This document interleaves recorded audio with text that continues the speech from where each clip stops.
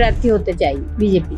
এটা আমার মনে হয়েছে বিচার পাওয়ার জন্য, আমার মেয়ের যে ন্যায় বিচার সেটা পাওয়ার জন্য আমাদের সাথেই থাকা দরকার। বারবার আরজি করে যখন আন্দোলন হচ্ছে তখন মুখ খুলেছেন তিনি। বিভিন্ন টিভি চ্যানেলের বিতর্কেও রাজনৈতিক বিশ্লেষক হিসেবে তার জুড়ি মেলাবার। এবার সেই আরজি কর আন্দোলন এবং আরজি করে যিনি ছিলেন সেই ডাক্তারের মা বিজেপি প্রার্থী। কি বলছেন অরিত্র? অরিত্র, আরজি করের আন্দোলনের সময় তুমি বারবার দেখেছো, তোমাকে দেখেছি পথেও নামতে। সেই আরজি করের যিনি ভিকটিম তার মা বিজেপি প্রার্থী হচ্ছেন, তার মা নিজে স্বীকার করছেন। কীভাবে দেখছেন বিষয়টা? দেখুন, আপনার চ্যানেলেই আমি বলেছিলাম যে যেদিন উনি আরএসএস চিফের সাথে দেখা করেছিলেন সেইটাই আমার মনে হয়েছিল যে পলিটিক্যালি এবং যে বিচার ব্যবস্থার যে রাজনৈতিক প্রেক্ষাপট সেখানে একটা ভুল পদক্ষেপ বলে আমার ব্যক্তিগতভাবে মনে হয়েছে। এবার দেখুন, কে কোন দল থেকে দাঁড়াবে, কোন দলকে তিনি বেছে নেবেন বা তিনি ইন্ডিভিজুয়ালি দাঁড়াবেন, এটা সম্পূর্ণ তার ব্যক্তিগত ব্যাপার। কিন্তু বিষয়টা হচ্ছে যে উনি যে বিজেপির হয়ে দাঁড়াচ্ছেন বা দাঁড়াতে চাইছেন, সেই বিজেপির সিবিআই মামলাটা কোল্ড স্টোরেজে পাঠালো কেন, সেটা তার প্রশ্ন। আমি ধরে নিলাম যে পশ্চিমবঙ্গ সরকার অপটু, তারা করাপ্টেড, এ নিয়ে তো আমরা বলে বলে আমার তো ক্লান্ত হয়ে পড়েছি। কিন্তু প্রশ্নটা হচ্ছে মামলা সিবিআই এর কাছে, সুপ্রিম কোর্টের কাছে। তো তাহলে উনি যে সরকারের সাহায্য চাইলেন বা যে সরকারকে উনি যদি যেতেন, তাহলে তো আলটিমেটলি উনি সেই বিজেপিকেই প্রতিনিধিত্ব করবেন।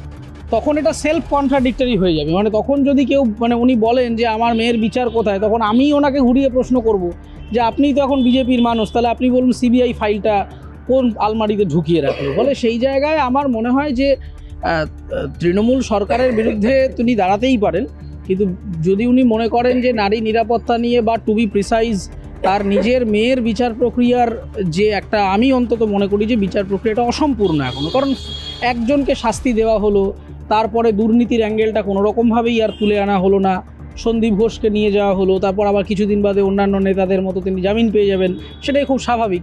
কিন্তু বিষয় হচ্ছে যে তাহলে কেন্দ্রীয় এজেন্সিগুলোকে প্রশ্নটা তখন উনি করতে পারবেন তো, নাকি সেখানে যা হয় একটা রাজনৈতিক দলে চলে গেলে তার হয়ে একটা কথা বলবার ব্যাপার থাকে, সেটা কিভাবে তিনি অ্যাড্রেস করবেন সেইটা তিনি বুঝবেন। তবে কিন্তু অরিত্র, কোথাও গিয়ে যার মেয়েটি মারা গেলেন 2 বছরও প্রায় সবে হলো, 2 বছর হলো, সেখানে তার বিরুদ্ধে, তাদের বিরুদ্ধে বিভিন্ন তাদের কথাবার্তা, মুখ্যমন্ত্রীকে সরাসরি আক্রমণ, বিভিন্ন ব্যক্তিগত আক্রমণ করা।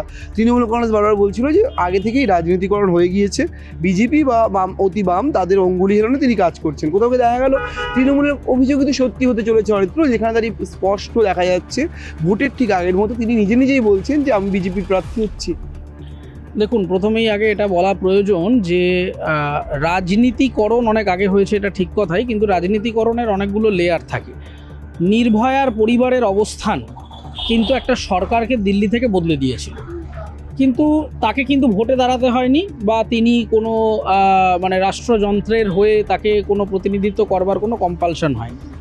আশারাম বাপু যিনি গ্রেফতার হয়েছিলেন যে পরিবারের করা মামলাতে, তার পরিবার কিন্তু নিজে একা লড়াই করেছিলেন রাস্তায় দাঁড়িয়ে। পরবর্তী ক্ষেত্রে রাজনৈতিক সহায়তা এসেছিল ঠিকই, কিন্তু তাকেও কোনো ভোটে দাঁড়াতে হয়নি। তিনি নিজে রাস্তা অবরোধ করে, অনশন করে একেবারে দিল্লিকে কাঁপিয়ে দিয়েছিলেন একাই, পারিবারিকভাবে, যে আমার মেয়ের যতক্ষণ না পর্যন্ত বিচার হচ্ছে, এই আশারাম যতক্ষণ না পর্যন্ত সাজা পাচ্ছেন, আমি নড়ব না।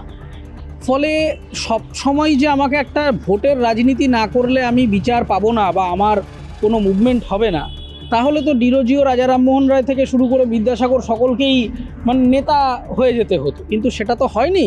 ফলে আমার মনে হয় যে রাজনীতিকরণ হওয়া উচিত, এবং রাজনীতিকরণ না হলে, কারণ ওভারঅল ব্যাপারটাই তারা পলিটিক্যাল সিস্টেম, তো পলিটিক্যাল সিস্টেমকে রিফর্ম করতে গেলে পলিটিক্যালি আমাকে অ্যাড্রেস করতে হবে। কিন্তু আমার ওই ঘুরে ফিরে প্রশ্নটা একই জায়গায় থাকবে যে আপনি যে ভুলটাকে প্রশ্ন করছেন, আপনি যে নারী নিরাপত্তা নিয়ে প্রশ্ন করছেন, সেই নারী নিরাপত্তা নিয়ে প্রশ্ন আপনি যখন মধ্যপ্রদেশে মেয়েদের ওপরে আক্রমণগুলি হবে, যখন উত্তরপ্রদেশে একের পর এক বাল্যবিবাহ হবে, বা পশ্চিমবঙ্গেও যদি বিজেপিতে সরকারে আসে, তখনও যে ক্রাইম তো সমাজ থেকে উঠে চলে যাবে না, কিন্তু সেই জায়গাগুলোই বিচারগুলো কি হবে? আপনি কি এই প্রশ্নটা করতে পারবেন তখন সেই বিজেপিকেই, যেটা আপনি নিরপেক্ষ থাকলে বা আপনি নিজের যে লড়াইটা একা লড়ছিলেন, তখন আপনি যদি প্রশ্ন করতে পারেন যে কেন রাম রহিমের মতো একটা বদমাশ মানুষকে এতবার প্যারোলে ছুটি দিয়ে দেওয়া হয়, তিনি তো একজন মামলায়, খুনের মামলায় অভিযুক্ত এবং প্রমাণিত দোষী, তাহলে সেই ব্যক্তি প্রায় সম্ভবত 15-20 বার নাকি ছাড়া পেয়ে যাচ্ছেন সুপ্রিম কোর্ট থেকে, হাওয়া খেতে বেরোন মাঝে মধ্যেই। এই প্রশ্নটা যদি বিজেপির নেত্রী হিসাবে তার পরিবার অ্যাপিয়ার করেন, তাহলে এই প্রশ্নটা কি তিনি তার যে পলিটিক্যাল বস থাকবেন তখন কি তিনি করতে পারবেন? সেইটা আমাদের সময়ের সাথে সাথে থাকবে। তবে আমি মনে করি যে রাজনীতিতে যদি তিনি আসতে চান স্বাগত, তিনি যদি জয়ী হন তাহলেও স্বাগত। কিন্তু আমার একটাই জিনিস থাকবে যে পক্ষপাত দুষ্ট হতে গিয়ে বিজেপির ভুলগুলোকে যেন তাকে ঠিক বলে অন্যান্য দলের মুখপাত্র বা নেতারা যা করতে হয় তাদেরকে, কারণ আমরা তার মেয়ের লড়াইয়ের সাথী ছিলাম, এখনও আছি, আগামীতে তিনি বিজেপি করুন তৃণমূল করুন সেটা আমার কাছে ইমেটেরিয়াল থাকবে। তার সাথে যে বা তার সন্তানের সাথে যে অন্যায় হয়েছে, তিনি বিজেপি করলেও আমি তার বিচার চাইব, তিনি তৃণমূল করলেও আমি তার বিচার চাইব।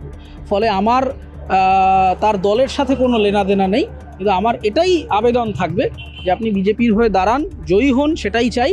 কিন্তু আপনি জয়ী হওয়ার পরে বা বিজেপি নেত্রী হওয়ার পরে আপনি নিজের দলকেও কিন্তু সেই মিরর রিফ্লেকশনটা, সেই আয়নাটা যেন আপনার সামনে থাকে। আপনার দলে যখন মহিলাদের উপর বর্বরতা হবে, নির্যাতন হবে, কটূক্তি হবে, আপনি যেন তখনও ইকুয়ালি রুখে দাঁড়াতে পারেন, সেইটুকুই আমার আবেদন থাকবে বিজেপি নেত্রী অভয়ার মার কাছে।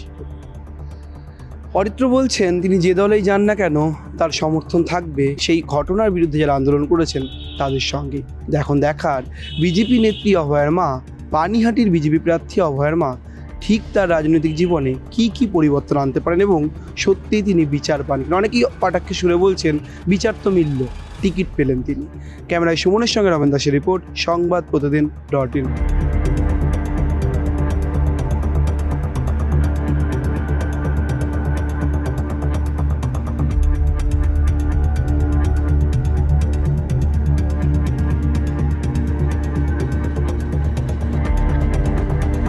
এবারে ভাই ভোটের লড়াই এই এখানেই দেখবো।